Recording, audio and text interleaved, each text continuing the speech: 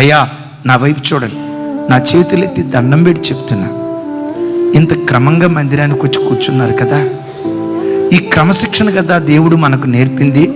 ఇంత క్రమంగా మందిరానికి వచ్చి కూర్చున్న నీవు కాలేజీకి వెళ్ళిన తర్వాత ఒక అమ్మాయిని చూసి నువ్వు పోకిరి మాట మాట్లాడేవనుకో, ఒక అబ్బాయిని చూసి పోకిరి మాట మాట్లాడేవనుకో, నువ్వు ఉద్యోగ స్థలంలో ఆల్రెడీ నీకు పెండ్లి అయిపోయింది, ఓ మంచి భర్త ఉన్నాడు, వాడు ఎవరితోనూ వెకిలిగా మాట్లాడేవనుకో, వాడు ఎవరితోనో అపవిత్రంగా నువ్వు ప్రవర్తించేవనుకో, నీ ఒక్కదాని చెడ్డ బ్రతుకు ద్వారా నా దేవుడు అవమానపరచబడుతున్నాడు.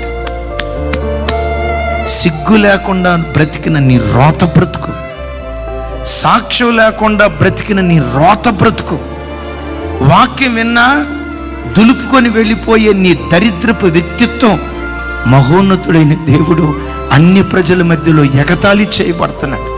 నేను తెల్లబట్టలు వేసుకొని సాక్ష్యం లేనివాడిగా బ్రతికితే క్రైస్తవ మత ద్వేషకుల ద్వారా క్రైస్తవ్యానికి కలిగే నష్టం కంటే సాక్ష్యం లేని క్రైస్తవుల ద్వారా సంఘానికి ఎక్కువ నష్టం కలుగుతుంది. జాగ్రత్త.